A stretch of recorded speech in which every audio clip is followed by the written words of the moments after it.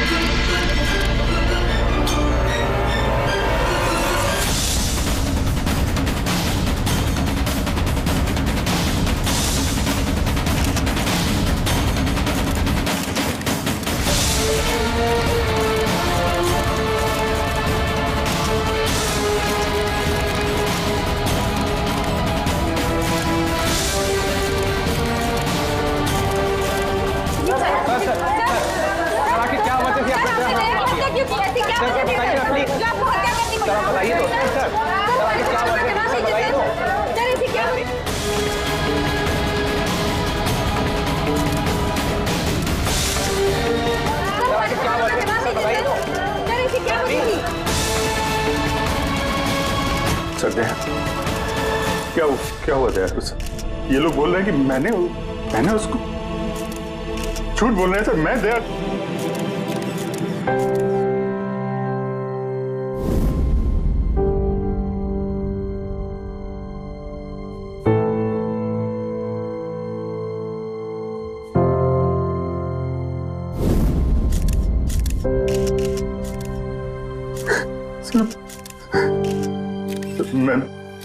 मुझे पता नहीं सर। मैंने कब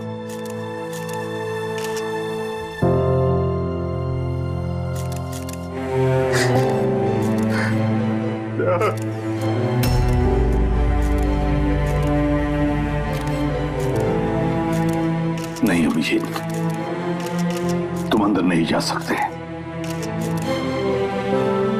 तुमने दया की जान ले ली है। तुम्हें गिरफ्तार कर रहा हूं।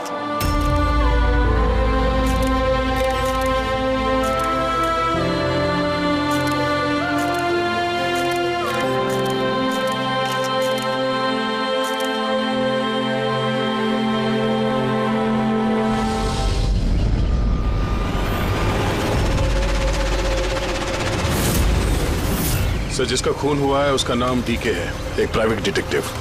उसके मेड ने लाश देखी सुबह।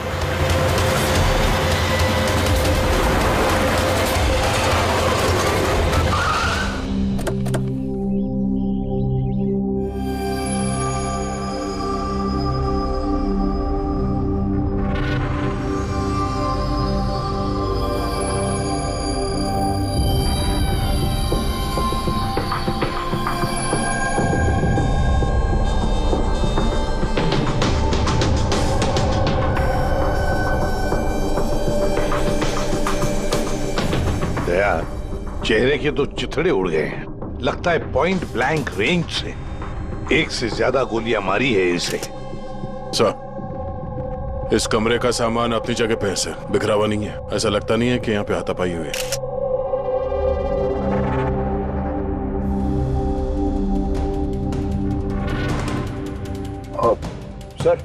सर ये कबर्ड और सेफ तो खुला हुआ है और सब सामान अपनी जगह पे भी है। ऐसा लग रहा है कि इसको किसी ने हाथ ही नहीं लगाया।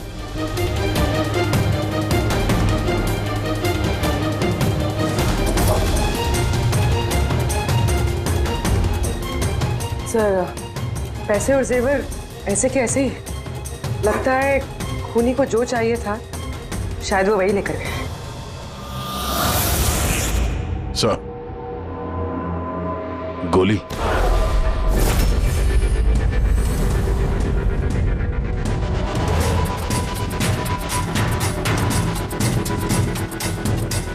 तीन गोलियां चली है दया।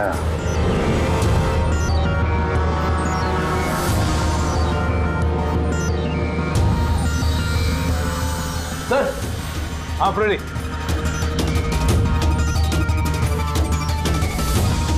सर, ये खिड़की के कांच निकाले हुए हैं, मतलब खूनी यहीं से अंदर घुसा है। हाँ, काम करो फ्रेडी, फिंगरप्रिंट्स उठा। आ गया। देखिएगा मोबाइल फोन सर। मरने से पहले डीके ने 3 बार किसी संजय को कॉल किया। संजय? किसी संजय को जान किया? नहीं साहब। रात 1 बजे से 2:30 बजे के बीच में 3 बार। संजय की डिटेल निकालो। सर। हाँ, और हाँ भैया, ये अभिजीत कहाँ रह गया? तुमने उसे फोन करके कहा था ना यहाँ आने के लिए क्राइम सीन पर? हाँ सर, बताया था। शायद कहीं ट्रैफिक में फंस गया होगा। ट्रैफिक में? फोन करो उसे, कहो इसी वक्त आ जाए यहाँ पर। सर। हाँ।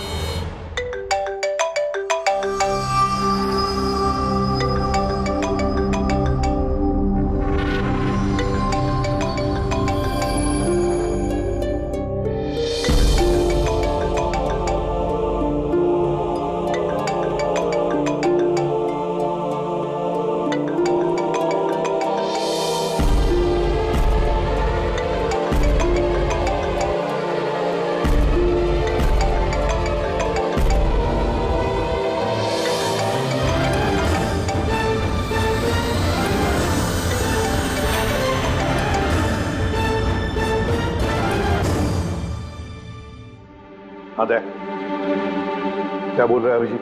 कहाँ है वो? सर वो तबीयत थोड़ी खराब है उसकी। वो डॉक्टर के पास जाएगा और शायद वहां से सीधे ब्यूरो पहुंचेगा। कोई प्रॉब्लम है? नहीं सर, कोई प्रॉब्लम नहीं।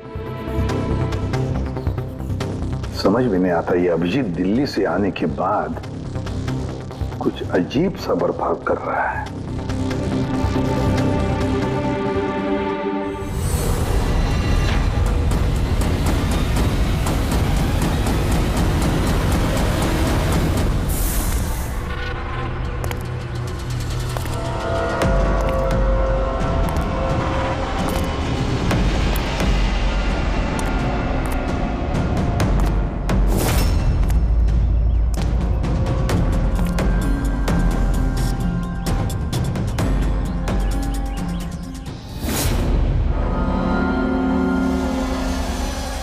तुमको मेरी मदद की जरूरत है। तुमको? हाँ? अरे भाई, तुम तो खुद एक सीआईडी ऑफिसर हो। हाँ, लेकिन ये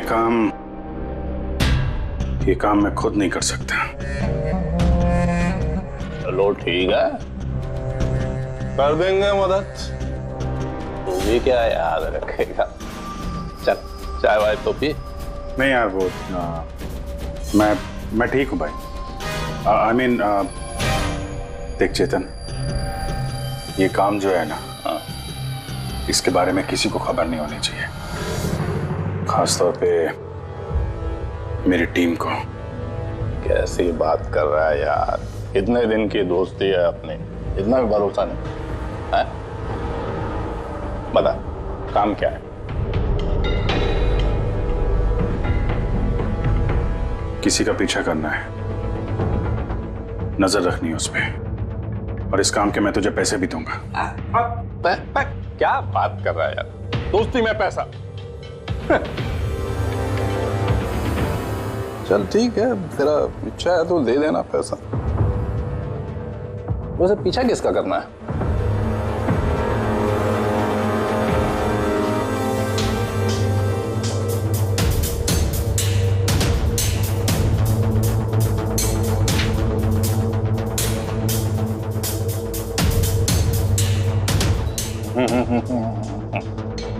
अभिजीत, लगता है तूने गलती से गलत फोटो दे दिया है। कोई गलत फोटो नहीं है, तुझे इसी का पीछा करना है।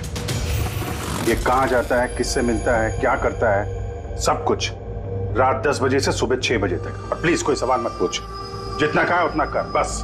ओके? ओके।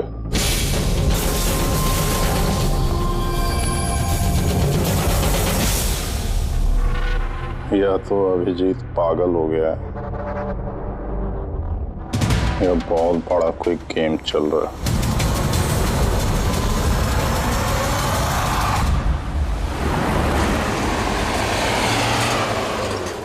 क्या डीके का खून हो गया? मरने से पहले डीके ने आखिरी बार फोन पे आपसे बात की थी आधी रात को। क्या बात क्या हुई थी आपकी? वो मेरे कहने पर किसी पर जासूसी कर रहा था। कुछ सबूत मिला उसे, इसलिए उसने फोन किया था मुझे। जासूसी क्यों? मेरी बॉस मंदिरा जी के लिए। मंदिरा? कुमार ज्वेलर्स की मालकिन, मशहूर पेज 3 सेलिब्रिटी। उस दिल्ली वाले केस के बारे में तो आप सबने सुना ही। हो मंदिरा कुमार, मंदिरा जी। उन पर तो उनके पति, सास ससुर और केयरटेकर्स को मारने का इल्जाम था, है ना? जी। मगर सबूत न मिलने पर कोर्ट ने मंदिरा जी को बरी कर दिया। और उसके कुछ ही दिनों बाद मंदिरा जी की पर्सनल असिस्टेंट ईशाना, उसने भी आत्महत्या कर ली।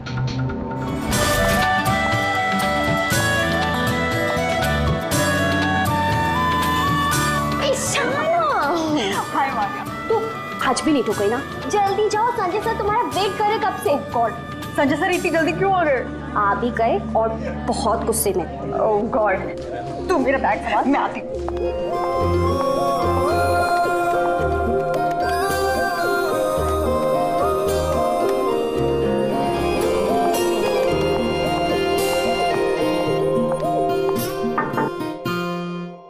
May I come in, sir? Come in. Sorry, sir. Sorry, sir. Sorry, I'm so sorry. What is this, Ishana? ये कोई टाइम है ऑफिस आने का? सर ट्रैफिक बहुत ज्यादा था। कौन ट्रैफिक? ये क्या रोज रोज का एक्सक्यूज है तुम्हारा? इस ऑफिस में बाकी लोग भी इसी ट्रैफिक में आते हैं ना? हाँ बोलो कुमार। नहीं, 30 दिसंबर के पहले कुछ नहीं हो सकता है। अरे तुम जानते हो यार, 30 दिसंबर को मंदिरा मैम का इवेंट है मुंबई में। उसके पहले जो कुछ भी होगा उसके बाद होगा। हाँ हाँ।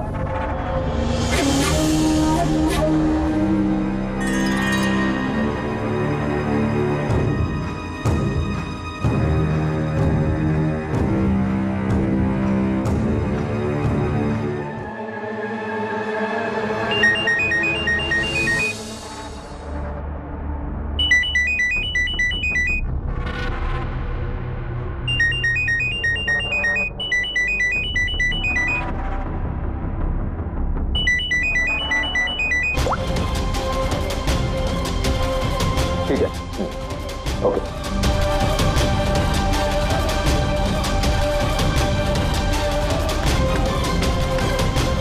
क्या हुआ? हाँ? ईशाना, वहां बाहर क्या देख रही हो?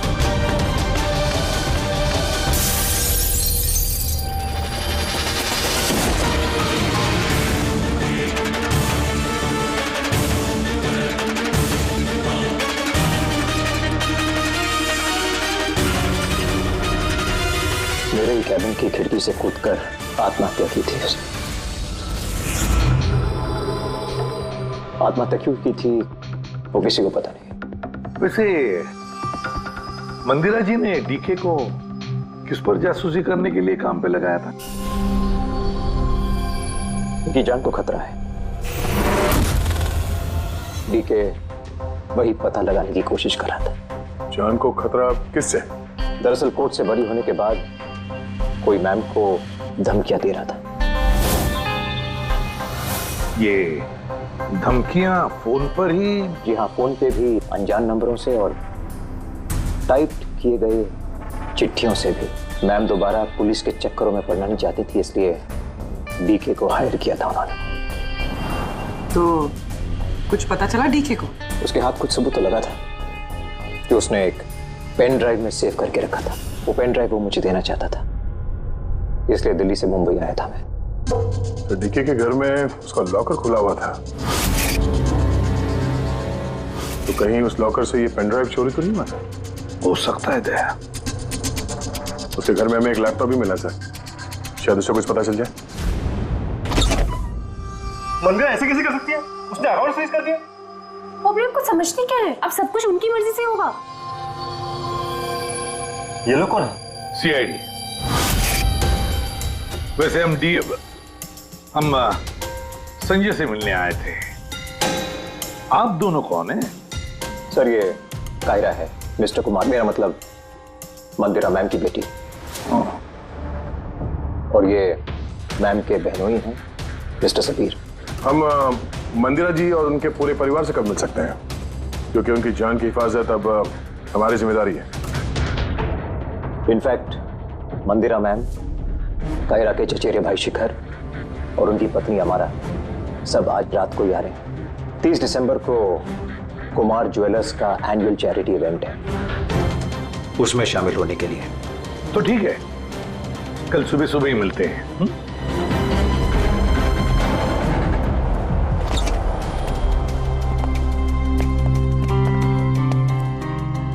ये सब क्या है?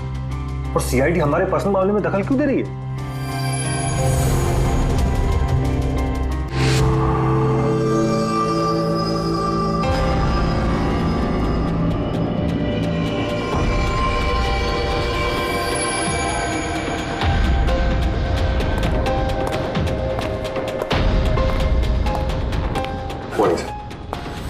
हेलो सर, अब तबीयत कैसी है आपकी?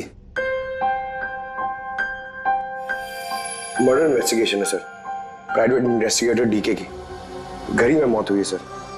ये पूरी केस फाइल है।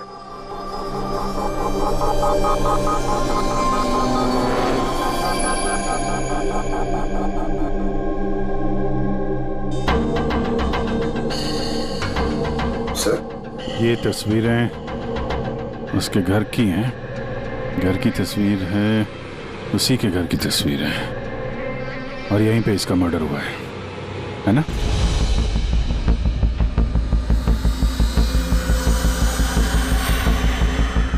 बराबर यहीं पे मर्डर हुआ है इसका। पंकज, ये क्या पूछ रहे हैं हमसे? हमने अभी अभी तो यही बताया। वही तो सर, लग रहा है अभी भी उनकी तबीयत ठीक नहीं है, कुछ गड़बड़ लग रहा है सर।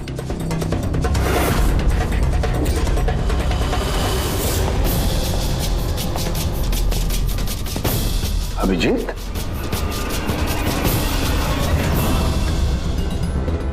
Good morning sir. क्या चल क्या रहा है तुम्हारा? कहाँ गायब हो गए थे?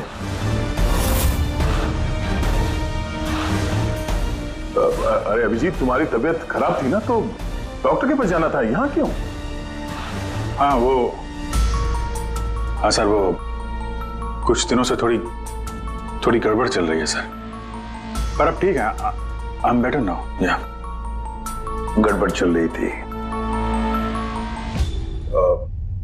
सर, डीके संजय को जो पेन ड्राइव देने वाला था, तो उसका जो डेटा है वो हम हासिल करने का एक तरीका है सर। पेन ड्राइव तो मिला नहीं ना दे, तो फिर डेटा कहां से लाओगे? सर है ना, एक तरीका है, वो हम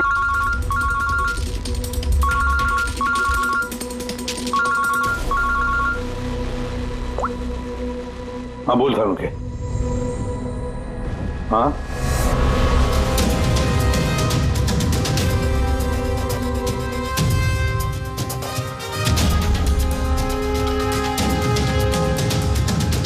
है सर।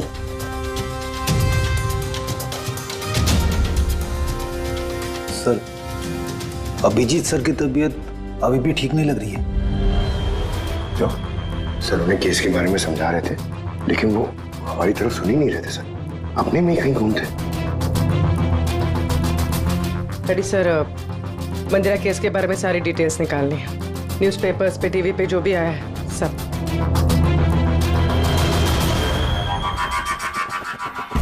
घर में घुसने का एक ही रास्ता है, मेन गेट, और चाबी डीके और उसके घर के मेट के पास रहती है। बाथरूम की खिड़की, मतलब कातिल ने बाथरूम की खिड़की का कांच निकाला और अंदर घुसा, और उसके बाद अभिजीत क्राइम सीन पर था भी नहीं, और यहाँ पे तो बाथरूम का कोई फोटो भी नहीं है, तो फिर इससे ये सब कैसे पता? अभिजीत मुझसे कुछ छुपा रहा है, मगर क्या?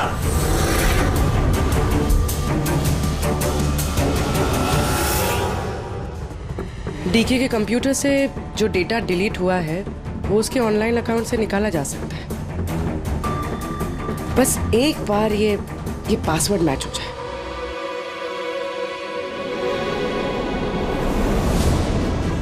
कुछ दिनों से थोड़ी गड़बड़ चल रही है सर, पर अब ठीक है। I am better now. Sir उन्हें केस के बारे में समझा रहे थे, लेकिन वो हमारी तरफ सुन ही नहीं रहे थे सर, अपने में कहीं गुम थे।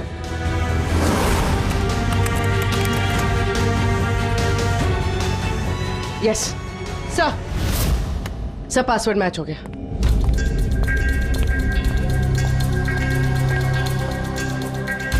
सर इसमें तो वीडियोस हैं, चेक करते हैं।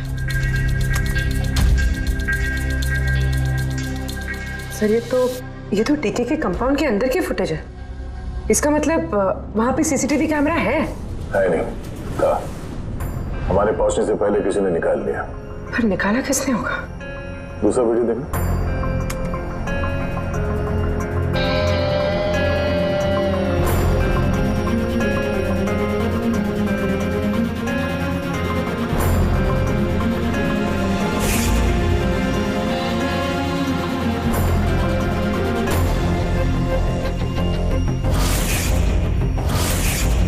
कैसे हो सकता है?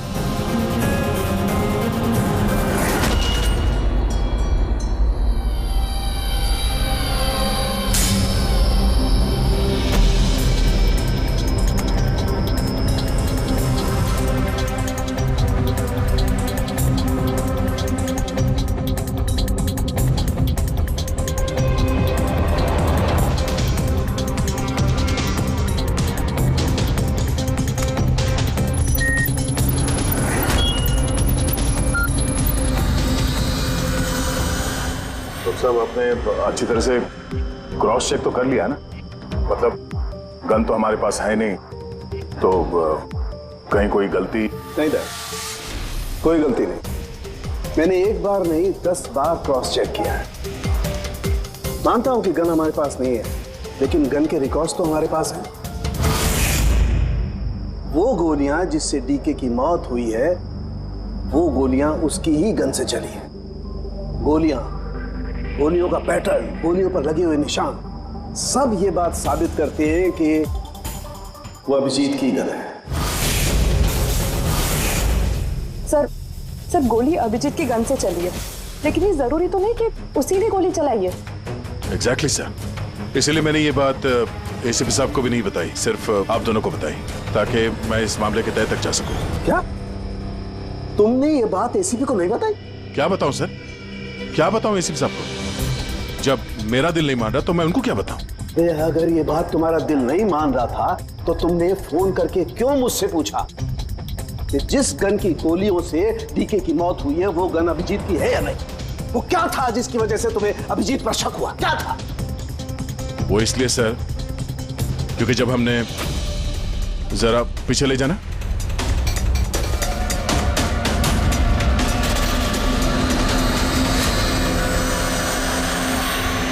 अभिजीत डीके के घर में? दया, फिर भी तुम अभिजीत को बचाने की कोशिश कर रहे? देखो दया, अभिजीत और तुम्हारी दोस्ती को मैं बहुत अच्छी तरह से मानता हूं, उसका आदर भी करता हूं, लेकिन ड्यूटी, अपना फर्ज किसी भी रिश्ते, किसी भी दोस्ती से ज्यादा बड़ा होता है, और ये बात मुझे तुम्हें बताने की जरूरत नहीं है। सर बिना ठोस सबूत के अभिजीत सर पे शक करना? सबूत नहीं था तो क्या था पूरी? अभिजीत डीके के घर में घुसा, ये सबूत नहीं तो क्या है पूर्वी? अभिजीत सर डीके के घर में घुसे ये हमने देखा, लेकिन उन्होंने डीके का खून किया ये तो नहीं देखा ना। सर ये भी तो हो सकता है कि उनकी गन से डीके को किसी और ने मारा हो सकता है, ये हो सकता है कि अभिजीत की गन से डीके को किसी और ने मारा हो, लेकिन ऐसी हालत में अभिजीत की गन अभिजीत के पास नहीं होनी चाहिए। क्या तुम लोगों को अभिजीत ने बताया? उसने बताया कि उसकी गन गुम हो चुकी है, कोई गुमशुदगी की रिपोर्ट लिखाई उसने? वो सवेरे से तुम लोगों के साथ है, क्या उसने बताया कि वो ऐसे अजीब से कपड़े पहन करके डीके के घर में क्यों घुसा, और वो भी बाथरूम का शीशा तोड़? बताया उसने? बताया? सर आपके सारे सवालों का जवाब मैं अभिजीत से पूछ लूंगा, पर सर तब तक के लिए प्लीज सर, तब तक के लिए एसीपी साहब को कुछ मत बताना। मैं तुम लोगों की हालत को समझ रहा हूं, मुझे खुद भी अच्छा नहीं लग रहा है। Please sir, please. ठीक है, कल सुबह तक। दया, मैं कल सुबह तक का टाइम तुमको देता हूं। या तो सच का पता लगा लो या फिर ये सारी की सारी बात खुद एसीपी को बता दो। अगर तुमने एसीपी को ये बात नहीं बताई तो फिर मैं खुद प्रद्युमन को ये सारी की सारी बातें बताऊंगा।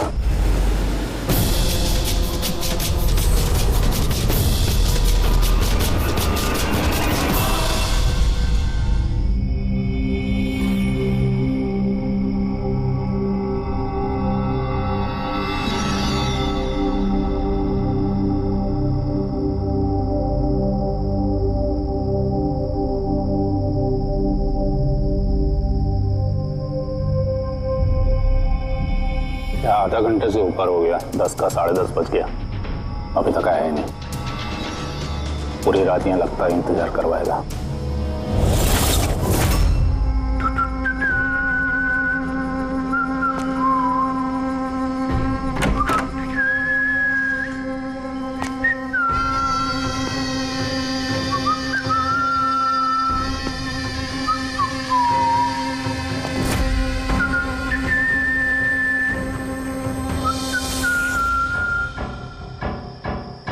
तुझे इसी का पीछा करना है।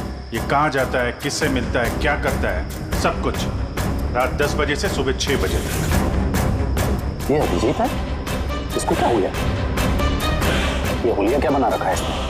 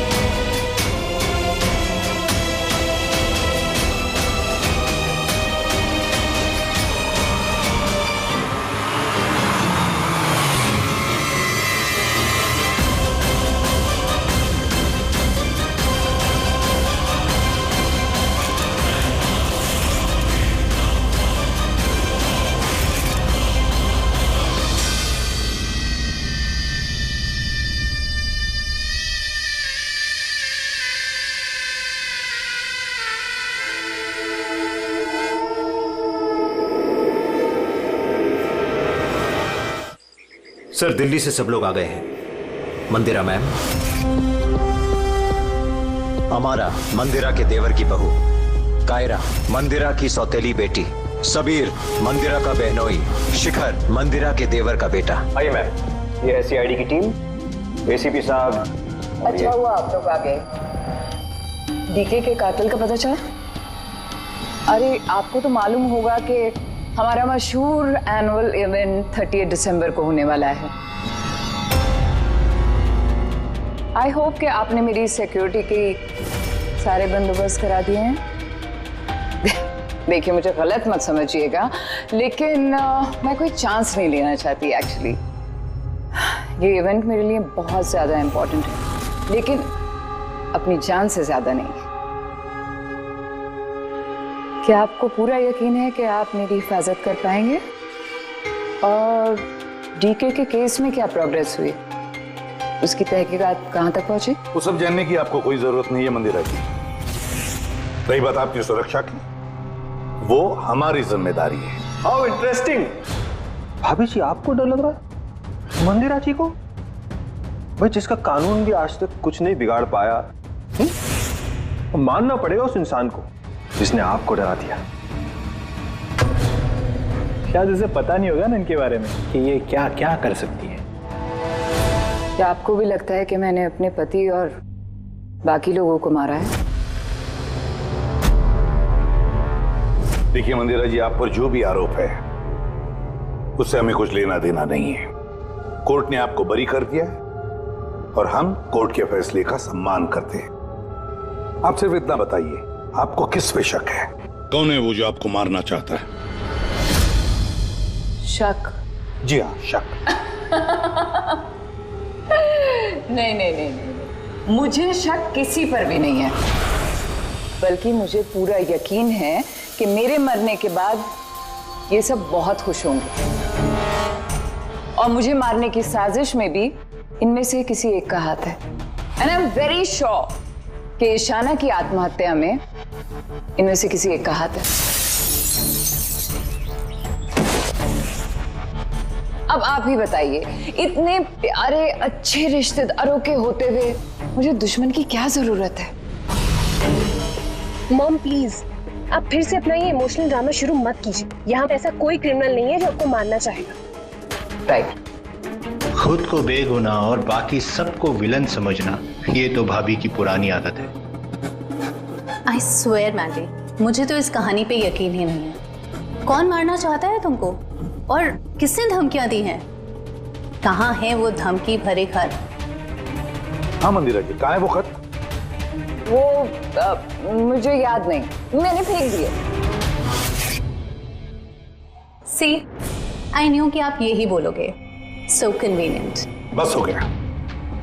आप लोग एक दूसरे पर कीचड़ उछलना बंद कर दीजिए और एक बात अच्छी तरह से याद रखिए, हमें सब पर शक है और जब मैं सब पर कहता हूं उसका मतलब है आप सब पर शक है, आप सब पर। और एक बात, हमारी परमिशन के बगैर आप ये शहर छोड़ नहीं सकते। कोई भी शहर छोड़कर नहीं जाएगा। अगर जरूरत पड़े तो हम आपको दोबारा बुला लेंगे। Thank you very much. Thank you.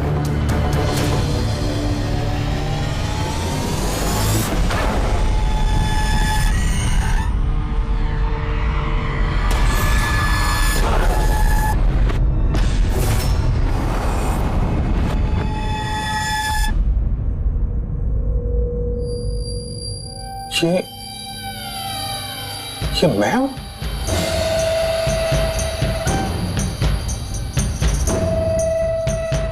ये कपड़े पहन के घूम रहा था। ऐसे कपड़े तो रोज सुबह मेरे वॉशिंग मशीन में धुल रहे होते हैं।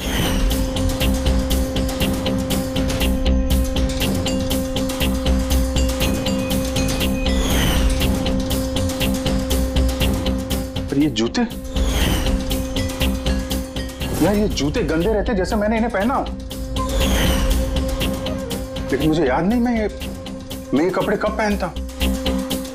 सच में मुझे क्या हो रहा है मेरे साथ? ये कार में कौन है?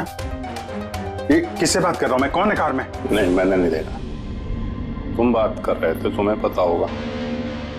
और तुम कल तो मुझे पहचाने ही नहीं।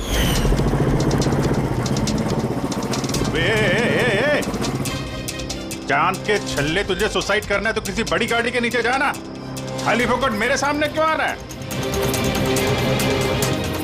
तो तू कैसे बात कर रहा है?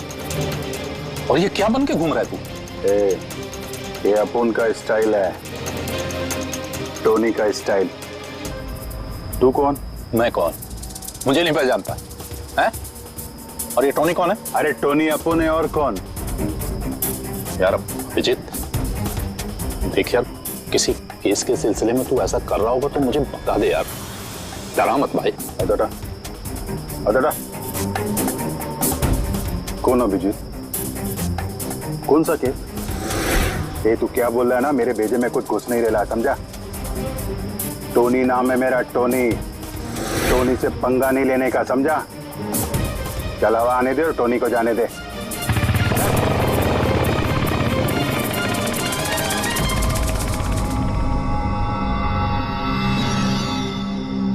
ये अभिजीत अपने आप को टोनी क्यों बोल रहा है? टोनी? कौन टोनी? सच में तेरे को कुछ भी याद नहीं है?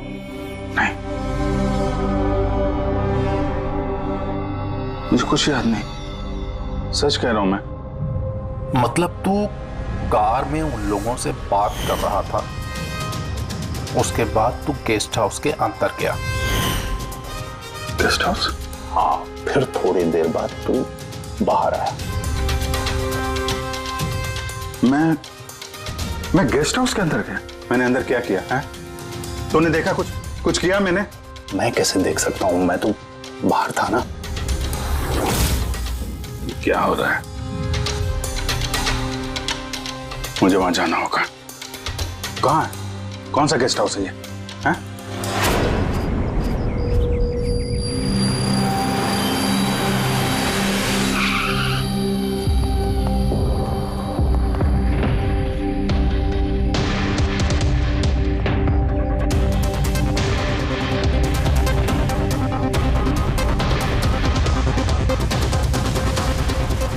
सर, खून।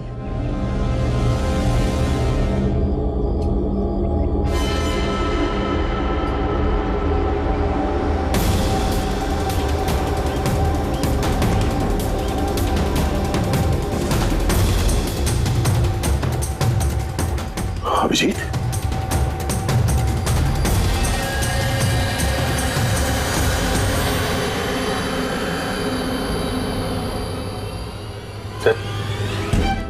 तुम यहाँ पे?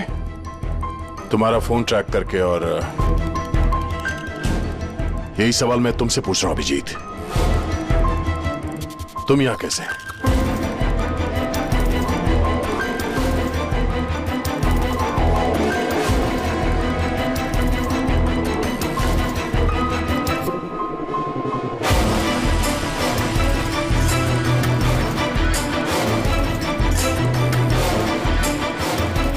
नहीं, ये मैं बताता हूँ दया, यहाँ पे क्या हुआ। अभिजीत, यहाँ पे क्या हुआ वो तो हमें दिख रहा है। तुम बताओ, किसने किया ये? हाँ? तुमने इन दोनों को मारा? मैंने? अभिजीत, मैं तुमसे कुछ पूछ रहा हूं। तुमने मारा इनको?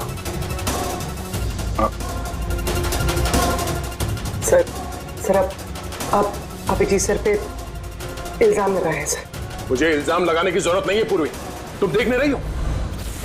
यहां दो लाशें पड़ी हैं, खून से लथपथ, और सीआईडी ऑफिसर अभिजीत लाशों के बीच से ये बैज उठा रहा है, या यूं कह लो कि सुराग चुरा रहा है। अभिजीत, मैं फिर पूछ रहा हूं तुमसे, मुझे तुम्हारे साथ अपराधियों जैसे बर्ताव करने पे मजबूर मत करो। तो क्या करूं मैंने? क्या बोलूं मैं? अगर मैं बोलूं कि मैंने ये नहीं किया तो मानोगे? अगर मैं कहूं कि मुझे पता नहीं कि मैंने किया है या नहीं? आई नो, मैं अनर्गल बोल रहा हूं, लेकिन तुम लोग तो मुझे जानते हो ना।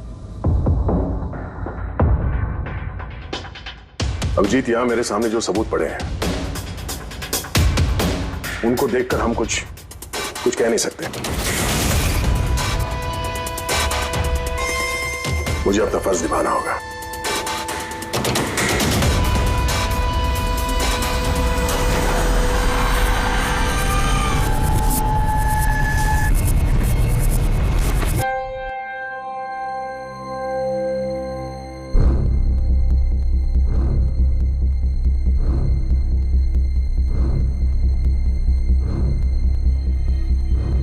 अभिजीत, इतनी देर से मैं तुम्हें पूछे जा रहा हूं, मगर तुम्हारे पास कोई जवाब तक नहीं है। हाँ? तुम जानते हो तुम पर कैसा इल्जाम है? कुछ समझ रहे हो तुम? सर, वो दया नहीं, बस तुमसे ये उम्मीद नहीं थी दया। इतना सब हो गया और तुमने मुझे बताया तक नहीं। क्यों नहीं बताया मुझे दया? ये तो सड़न के तूने मुझे बताया, वरना पता नहीं। दया, मैंने वही किया जो सही था।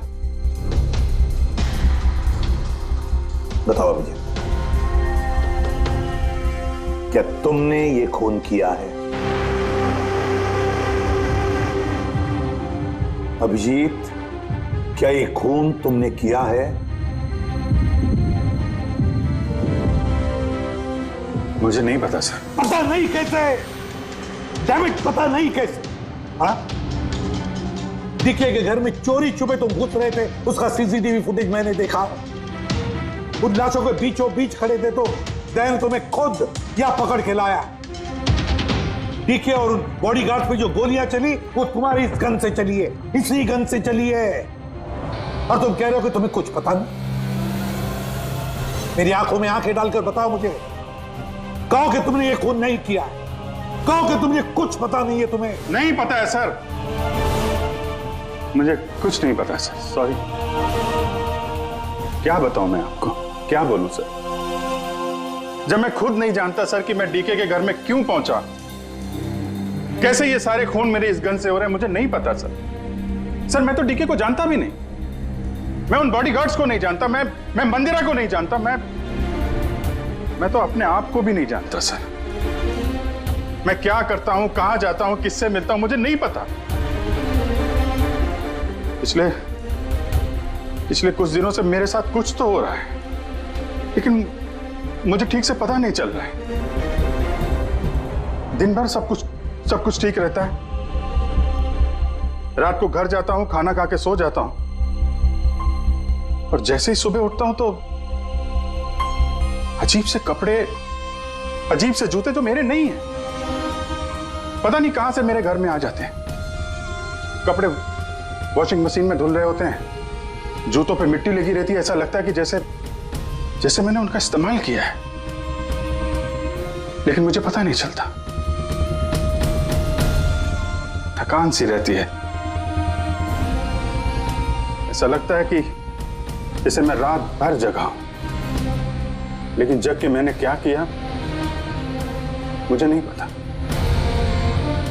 लगता है हर रोज मेरी जिंदगी के 6-8 घंटे गायब हो जाते हैं, जिनके बारे में मुझे कुछ पता नहीं। आप कहते हैं कि मैं डीके के घर गया, हो सकता है, लेकिन मुझे नहीं पता। मैंने डीके और उन बॉडीगार्ड्स को मारा, लेकिन मुझे नहीं पता। मैं मंदिरा को मारने की कोशिश कर रहा हूं, लेकिन मुझे नहीं पता।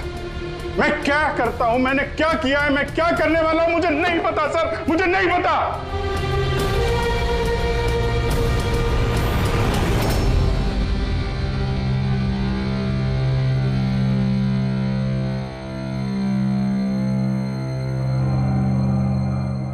देखो अभिजीत, इस वक्त तुम खुद के लिए और दूसरों के लिए भी खतरनाक हो। मैं तुम्हें खुला नहीं छोड़ सकता, मैं तुम्हें नजर कैद में रख रहा हूं, और दया तुम पर नजर रखेगा।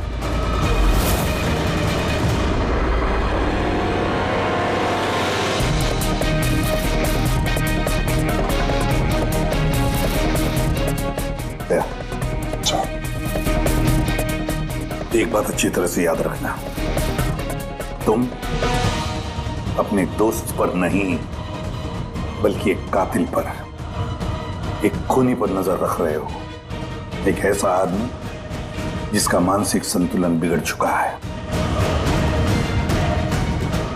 अब से इस केस की तहकीकात मैं खुद करूंगा, और तुम अभिजीत को रोकोगे कोई भी जुर्म करने से।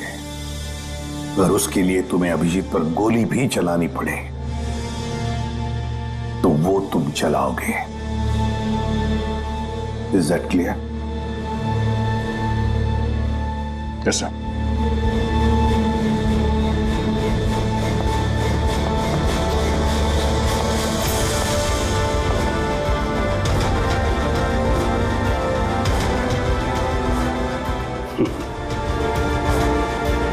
हथकड़ी लगा दो यार।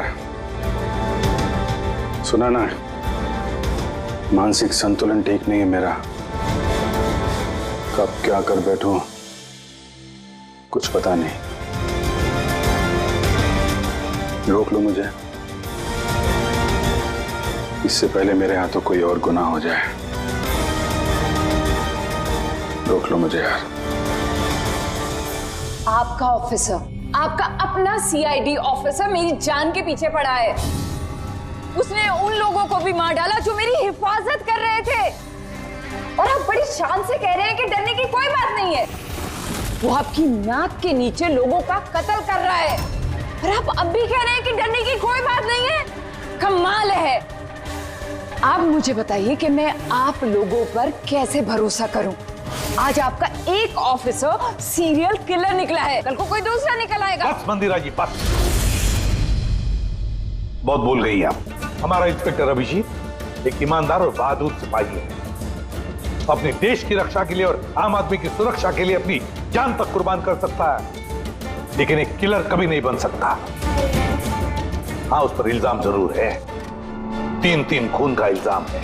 साबित सिर्फ इतना हुआ है कि अभिजीत का मानसिक संतुलन बिगड़ चुका है, उसे कुछ याद नहीं रहता वो क्या करता है, किससे मिलता है, क्या बोलता है, और उसके बाद में जब नॉर्मल होता है सब कुछ भूल जाता है। इसका मतलब ये नहीं कि वो कोई सीरियल किलर है। मैं पूरी यकीन के साथ कहता हूं, खतरा है आपकी जान को तो वो आपके इन रिश्तेदारों से।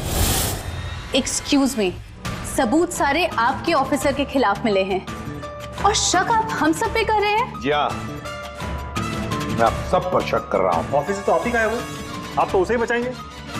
वो तीनों खून इंस्पेक्टर अभिजीत की गन से चली हुई गोलियों से हुए, और आपको लगता है कि ये काम हम में से कोई कर सकता है?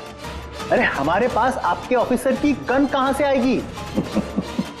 शिखर जी, जल्द से जल्द हम पता लगा लेंगे कि इंस्पेक्टर अभिजीत की गन आपके पास कैसे आई। लेकिन मंदिरा जी, एक रिक्वेस्ट है, आपका जो 30 दिसंबर का इवेंट है वो आप कैंसिल मत कीजिए।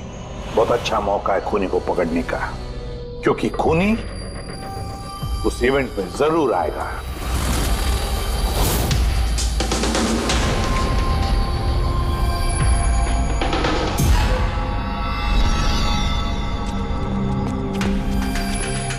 सर हाँ संजय, क्या बात है?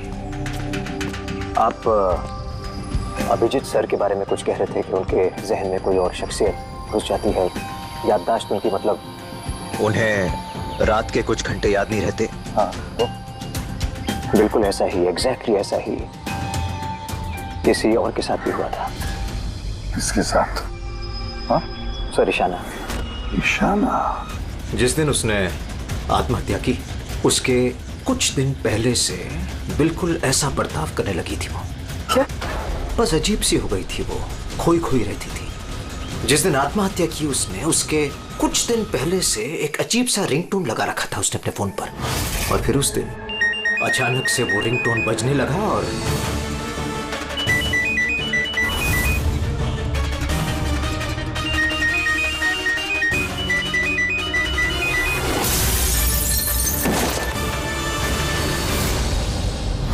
ऐसा लग रहा था कि वो ईशाना नहीं कोई और है।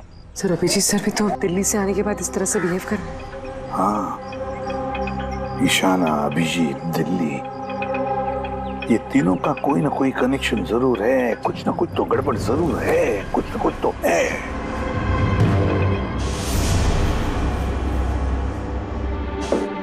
कॉफी? अरे पी लो यार, कुछ मिलाया नहीं है। मैं यही हूं और कहीं भागने वाला नहीं। अभिजीत, तुमने हम सबसे ये बात छुपाई क्यों?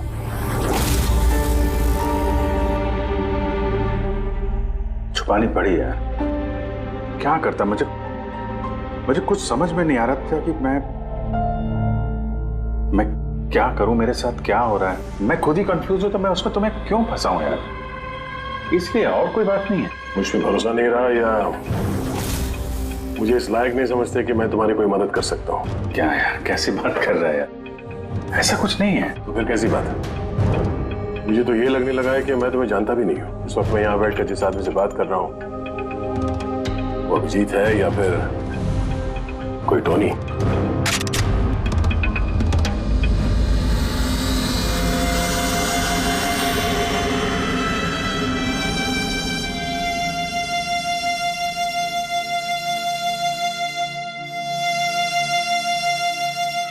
मैं तुम्हें कोई नुकसान नहीं पहुंचाने वाला।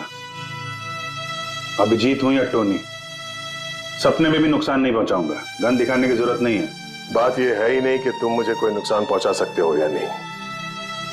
बात यह है कि मैं यहां सिर्फ अपनी ड्यूटी कर रहा हूं और मैं कोई चांस नहीं ले सकता। मैं तो तुम्हें शायद जानता भी नहीं हूं,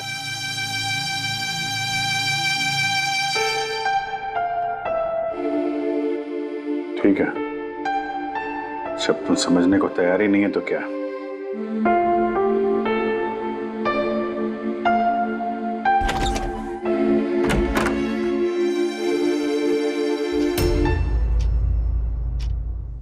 तो डॉक्टर महेश, हमने आपको सारी बात बता दी। अब आप बताइए, आपको क्या लगता है? देखिए, अभी अभी आपने जो कुछ भी मुझे कहा ये अभिजीत और ईशाना के बारे में, उससे एक बात तो बिल्कुल साफ है कि दोनों की कंडीशन एक जैसी है, आर्टिफिशियली इंड्यूस स्प्लिट पर्सनैलिटी। इसे सरल शब्द में मैं आपको समझाऊं तो इसमें पेशेंट के दिमाग में उसके अपने व्यक्तित्व के अलावा एक और व्यक्तित्व को प्लांट किया जाता है जो किसी खास दशा, निर्देश, आदेश के मुताबिक चलता है, और उसे इस तरह सेट किया जाता है कि वो व्यक्तित्व खास निर्धारित समय पर निर्धारित ट्रिगर मिलने पे उस व्यक्तित्व पे हावी हो जाता है। और जितनी देर ये हावी रहता है वो पुराने व्यक्तित्व के बारे में ना तो कुछ जानता है और ना ही उसे पुराने व्यक्तित्व के बारे में कोई भी चीजें याद रहती हैं। ये इंसान का दिमाग है। इस दिमाग के दो मुख्य हिस्से हैं, सचेत मस्तिष्क यानी कि कॉन्शियस स्टेट ऑफ माइंड, जिसमें हम अभी हैं, और अचेत मस्तिष्क यानी कि semi conscious state of mind, जो हम सब सो रहे होते हैं उस वक्त होता है। और कभी कभी जागते हुए भी किसी नशे या किसी दवाई के असर में हमारा अचेत मस्तिष्क एक्टिव होता है। सचेत और अचेत दोनों ही अवस्था में ही दिमाग अलग अलग होते हैं। इस अवस्था में दोनों ही दिमाग जो सोचते हैं, जो बातें, जो यादें, उसे सेव कर लेते हैं। सचेत मस्तिष्क में सेव बातें तो हमें बरसों तक याद रहती हैं, लेकिन अचेत मस्तिष्क में सेव की हुई बातें हमें याद नहीं रहती। डॉक्टर महेश, ये कुछ हिप्नोसिस जैसा, सम्मोहन जैसा, जिसमें इंसान के दिमाग को कंट्रोल करके उससे कुछ भी करवाया जा सकता है एक रोबोट की तरह से, और बाद में किसी खास आवाज से उस सम्मोहन को तोड़ दिया जाता है और इंसान को कुछ भी याद नहीं रहता। नहीं डॉक्टर सालुंके, सम्मोहन अलग प्रक्रिया है। सम्मोहन में आप आदमी को तभी तक कंट्रोल में रख सकते हैं जब तक वो सम्मोहित अवस्था में है। सम्मोहित अवस्था से एक बार बाहर निकलने के बाद उसे वापस सम्मोहित करना पड़ता है। ये मुद्दा ही बिल्कुल अलग है। यहां पर इंसान के दिमाग में एक घटना जो बिल्कुल घटी नहीं है, एक व्यक्ति जो है ही नहीं, उसे उस इंसान के अंदर डाला जाता है। उसके दिमाग में ये बात फिट की जाती है। अच्छा, तो इसका मतलब है यही सब कुछ तो अभिजीत के साथ हो रहा है। किसी भी तरह से अभिजीत को ट्रिगर मिलता है जिसकी वजह से टोनी जाग जाता है। Exactly sir. रात को अभिजीत के सो जाने के बाद उसको जरूर कुछ आवाजें सुनाई देती होगी जो कि उस टोनी के लिए ट्रिगर हो सकती है। वो आवाज सुनते ही टोनी जाग जाता है, लेकिन अभिजीत वही सोया रहता है। टोनी जाग जाता है वो टोनी जो खूनी है, जो दरिंदा है, जो मुजरिम है, और अभिजीत के जानने वालों में से वो किसी को भी नहीं जानता। अगर ऐसा है तो अभिजीत के अंदर के टोनी को भी किसी भी तरह से कमांड दिया गया है मंदिरा को मारने का। तो 30 दिसंबर वाले इवेंट में ये टोनी इसे अंजाम देगा, मंदिरा को मारने की कोशिश करेगा। 2 दिन बाद 30 दिसंबर।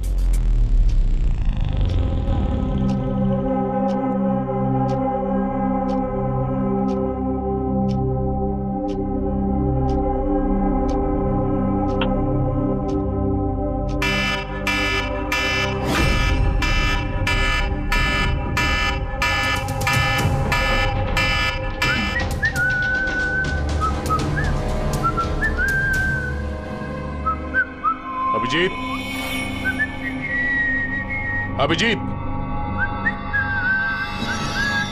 कहाँ हो?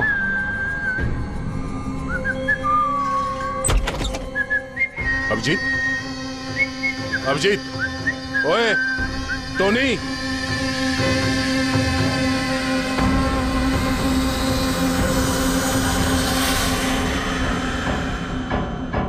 कौन है तू? तू अपन के घर में क्या कर रहे?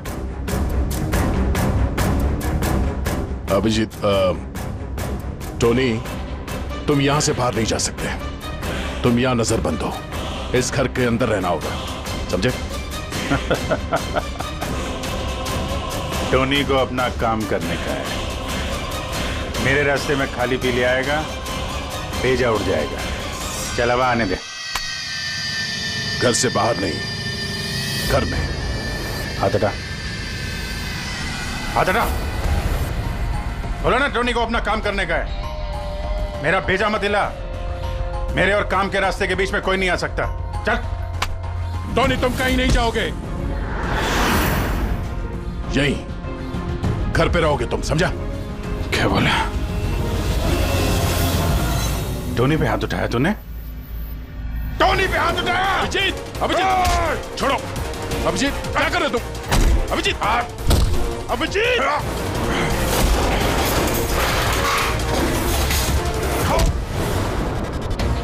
क्या कर रहे हो तुम? टोनी पे हाथ उठाएगा?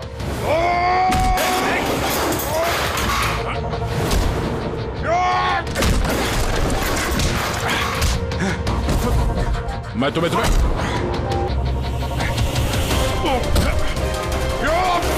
अभिजीत,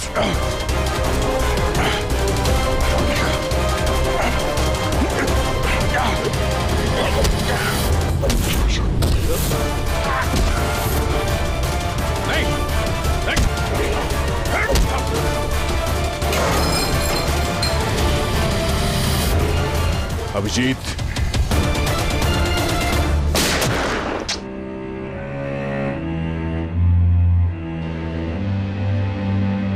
टोनी पे हाथ उठाएगा, टोनी को मारेगा।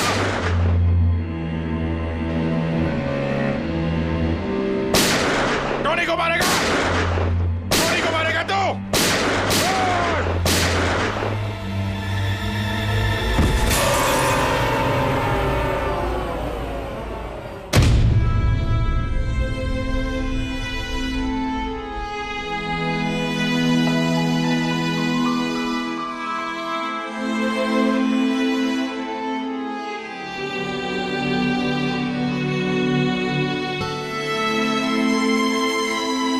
बोला था मत तेरे को, टोनी से पंगा नहीं लेने का, है?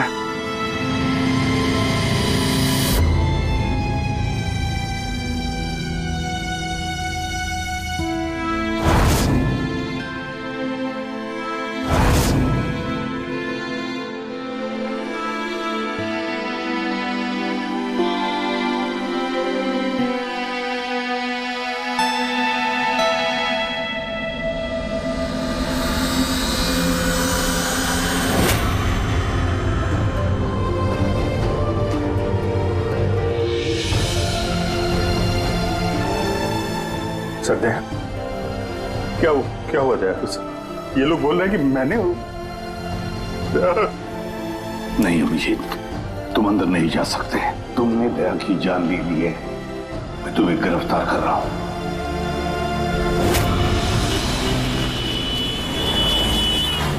ईशाना के फोन रिकॉर्ड्स में डॉक्टर तानिया का नाम कई बार है। आप में से कोई जानता है डॉक्टर तानिया को? आत्महत्या करने से पहले वो डॉक्टर तानिया से मिली थी क्या? ये डॉक्टर तानिया कहीं डेंटिस्ट तो नहीं? ईशाना मरने से पहले कई बार एक डेंटिस्ट से मिली थी। मुझे नाम तो नहीं मालूम, पर हो सकता है ये वही हो।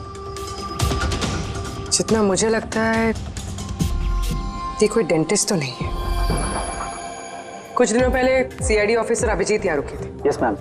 उस पूरे हफ्ते में यहाँ जो कोई भी रुका था उन सब की लिस्ट चाहिए, और उनके स्टे के दौरान इस लॉबी की सीसीटीवी फुटेज भी देखनी है।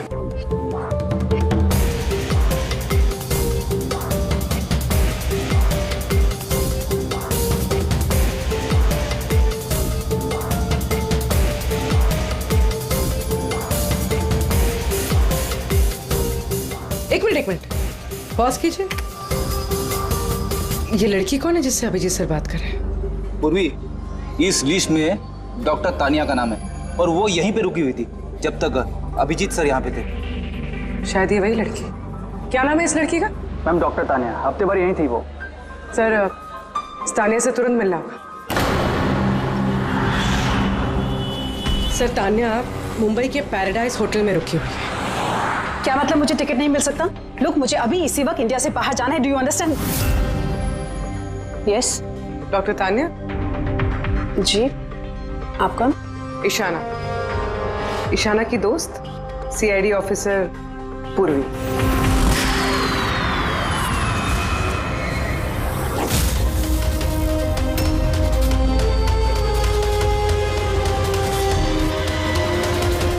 भागना बड़ा मुश्किल है। कहाँ भाग रही है तानिया जी? क्या क्या चाहते क्या है आप लोग? अभिजीत के साथ क्या किया तुमने?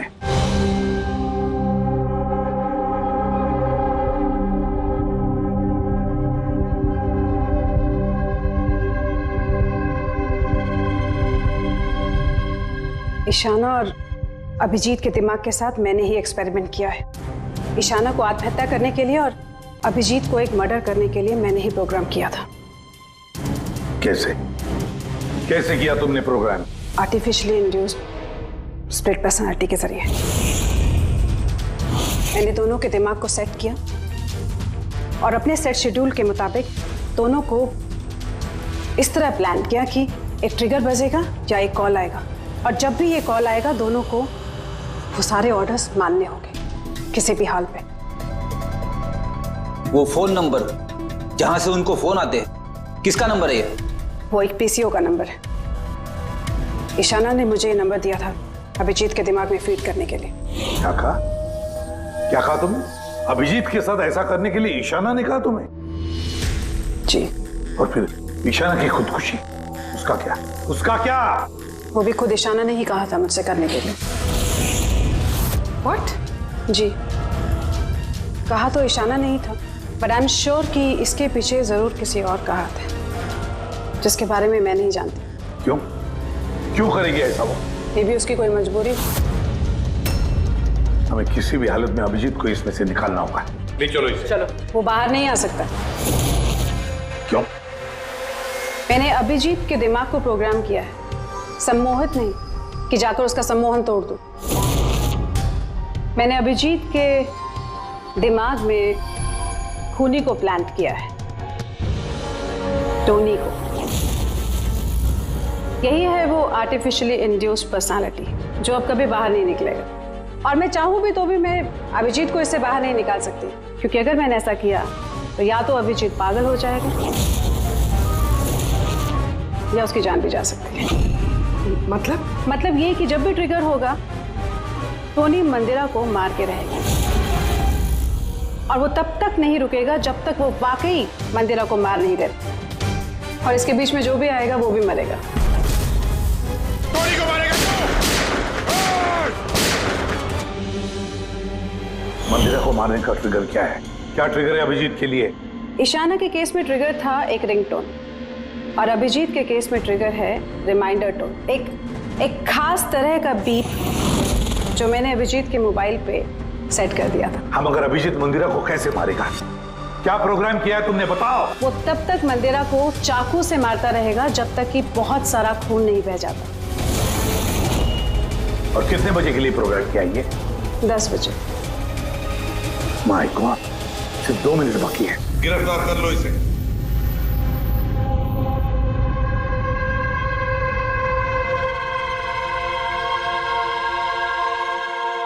कभी जिंदगी में नहीं सोचा था सर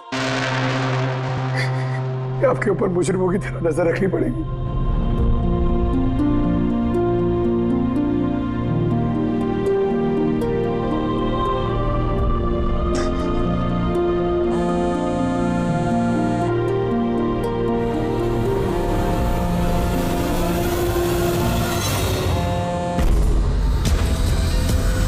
उनका डैम इट फोन उठाओ।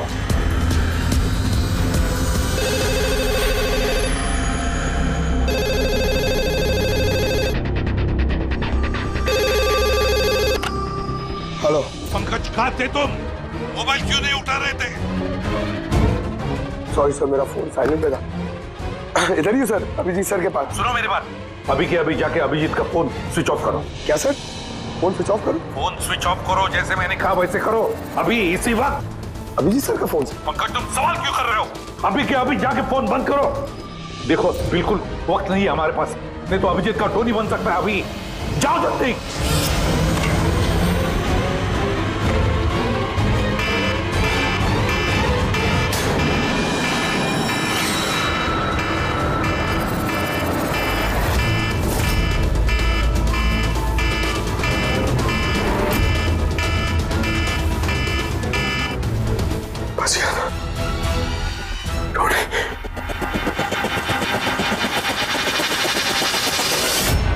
अभिजीत सर,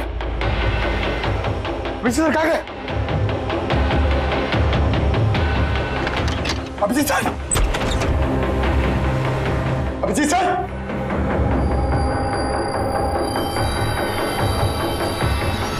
टोनी को बंद करके रखे। टोनी को पकड़ेगा तू? टोनी को? जो भी टोनी और मंदिरा के बीच में आएगा वो मरेगा।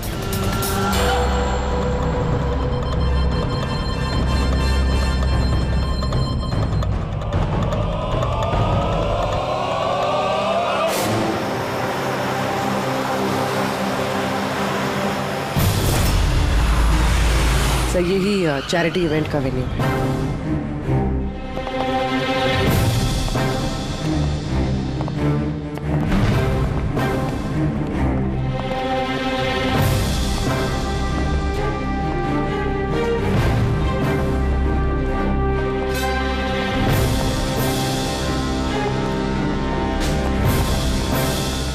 आप लोग रुक जाइए प्लीज।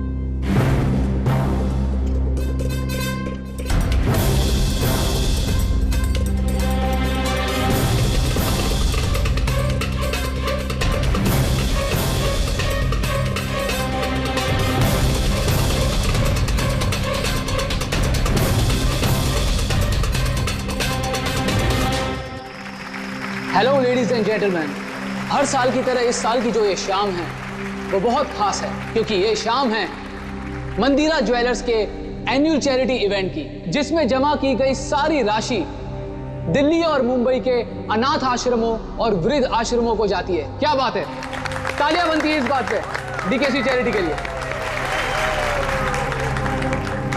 हर साल की तरह इस साल भी जो हमारी मुख्य अतिथि है वो और कोई नहीं है बल्कि मिसेस मंदिरा खन्ना है। तो आइए दोस्तों, आप सभी की जोरदार तालियों के बीच हम स्वागत करते हैं मिसेस मंदिरा खन्ना का। Mrs Mandira Khanna.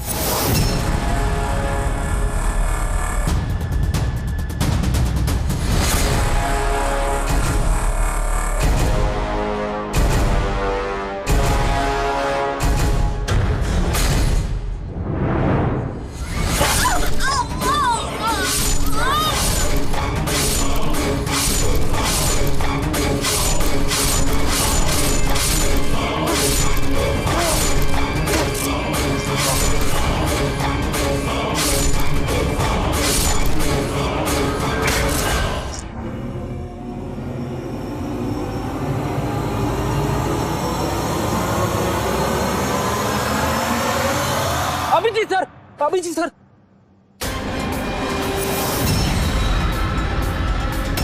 Sir sir light on. Sir sir अब जी ठीक है सर, जल्दी से हॉस्पिटल ले चलो, जल्दी आओ।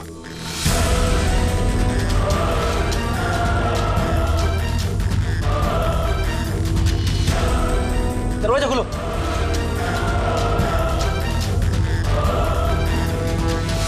मंदिरा जी, टोनी ने अपना मिशन पूरा किया, मंदिरा जी को मारने का। वैसे हम पर भरोसा करने के लिए बहुत बहुत शुक्रिया मैम।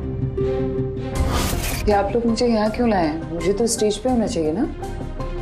मैडम, हमारा एक प्लान है। प्लान? पूर्वी,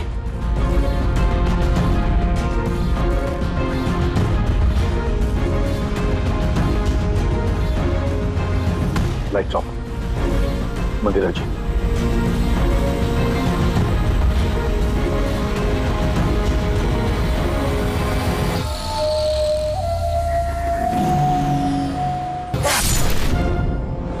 और आपकी हिम्मत की भी दाद देनी पड़ेगी। Thank you. मॉम, मॉम अब ठीक हो ना? ये सब क्या है? आप लोग हमें ग्रीन रूम में लॉक करके क्या हासिल करना चाहते थे? आखिर खूनी तो कोई और ही निकला ना।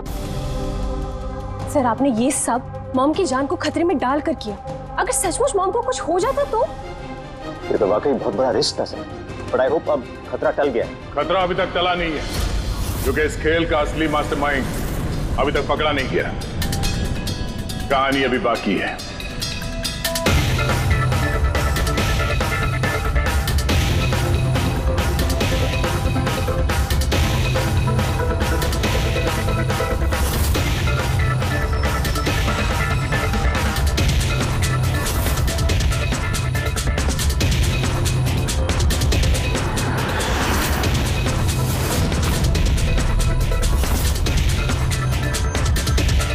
क्या हुआ? मुझे देख के अच्छा नहीं लगा? कभी कभी कातिल तक पहुंचने के लिए हमें मरना भी पड़ता है। इसका मतलब इनके खून की खबर नाटक थी?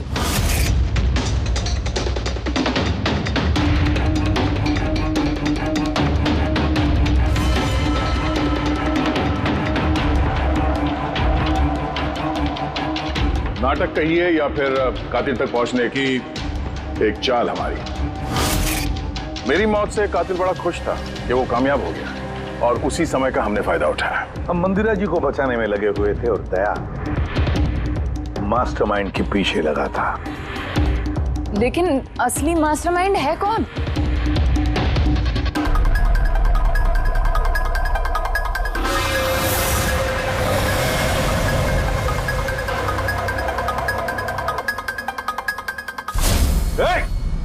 सर कोई भागा सर। पकड़ो उसे।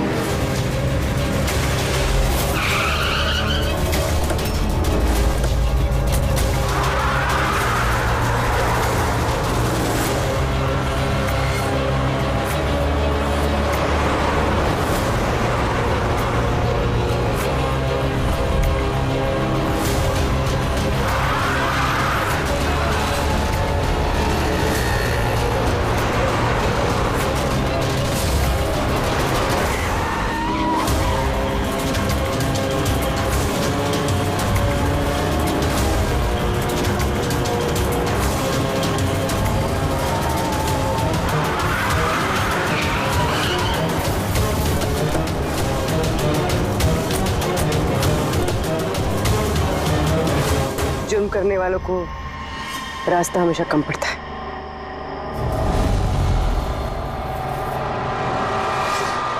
तुम ये सोच रही हो कि हमें कैसे पता चला कि खून तुमने किया? हमें ये तो पता था कि ये मास्टरमाइंड मंदिरा जी के अपने में से कोई है, इसलिए मेरी मौत के बाद सबसे पहले हमने ये पता किया कि आप में से वो कौन है जो अभिजीत को जानता था या फिर उससे मिला था। फिर मुझे याद आया कि क्राइम ब्रांच के सेमिनार के लिए अभिजीत दिल्ली गया हुआ था। उस सेमिनार में आने वाले लोगों की लिस्ट देखी मैंने तो मेरा ध्यान कायरा पे गया। क्रिमिनल साइकोलॉजी की स्टूडेंट कायरा। जब हमने डॉक्टर तानिया से पूछताछ की तो पता चला कि ईशाना ने उससे कहा था ये सब करने के लिए। उस वक्त ईशाना की मां सरकारी अस्पताल में एडमिट थी। उसके तुरंत बाद ईशाना की मां को 7 स्टार हॉस्पिटल में एडमिट किया गया और उसका सारा खर्चा मिस कायरा ने उठाया था। और सबसे बड़ा क्लू वो पीसीए, जिससे अभिजीत सर को फोन पे ऑर्डर्स मिलते थे। दया सर ने उस पर नजर रखी और वहां पर भी तुम दिखे। Okay fine, I give up. मान गई कि आप लोग बहुत स्मार्ट हैं, लेकिन सर इस बात से तो आप भी एग्री करोगे ना कि मैं भी बहुत स्मार्ट हूं। हाँ, स्मार्ट तो हो तुम। क्रिमिनल साइकोलॉजी की होशियार स्टूडेंट जो अपने सौतेली मां से अपने पूरे परिवार का खून का बदला लेना चाहती थी। लोगों के दिमाग से खेलना, उन्हें अपने चक्कर में फंसाना, ये इनकी खासियत है। तो मुझे लगा कि क्यों ना इन्हीं की तरीके से मार दिया जाए। इसीलिए मैं ईशाना से मिली और फिर डॉक्टर तान्या से मदद ली। She was mad. She wanted to do an experiment. फिर मैंने ईशाना को बहुत समझाया। कई बार समझाने के बाद she was ready. उसने वो एक्सपेरिमेंट अपने ऊपर लिया। लेकिन somehow I was never convinced. मुझे हमेशा कंफ्यूजन रहता था कि वो नहीं कर पाएगी एक्सपेरिमेंट। फिर उसी दौरान मैं दिल्ली में अभिजीत से मिली और उनसे मिलने के बाद मुझे लगा कि इतने सच्चे और ईमानदार पुलिस ऑफिसर के होते हुए ये एक्सपेरिमेंट कोई और क्यों करे। फिर मैंने और डॉक्टर तान्या ने अभिजीत को मोहरा बनाया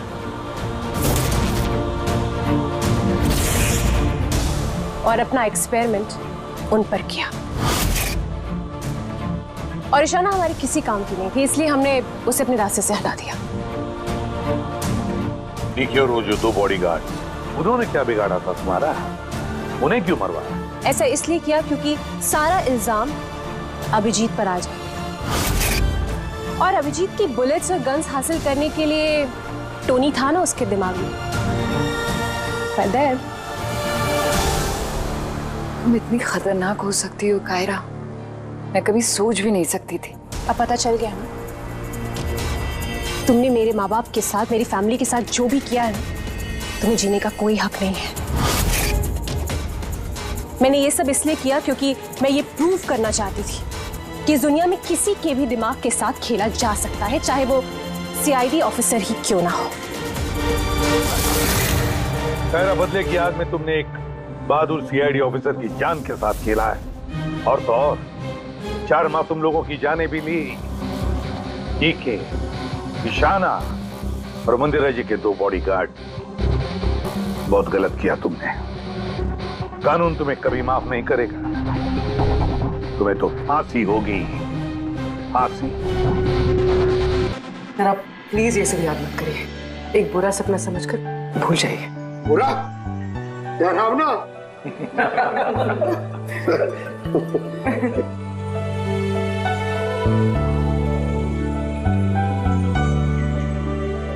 बस मैं बोल रहा हूँ कि चलो, केस तो सॉल्व हो गया। हाँ, केस तो सॉल्व हो गया, लेकिन क्या? बस अभिजीत के दिमाग में जो टोनी को प्लांट किया गया था वो मकसद पूरा हो गया। फिर अब उसे कोई ट्रिगर्स नहीं आएंगे, कोई कायरा की आवाज सुनाई नहीं देगी, जिसकी वजह से अभिजीत टोनी बन जाता था। हाँ, लेकिन बॉस। लेकिन क्या? बॉस, बात यह है कि टोनी अभिजीत के दिमाग में से कभी नहीं जाएगा। क्या? टोनी अभिजीत की पर्सनैलिटी का हिस्सा बन गया है बॉस। कोई नहीं जानता वो कब, कैसे, कहां सामने आ जाएगा।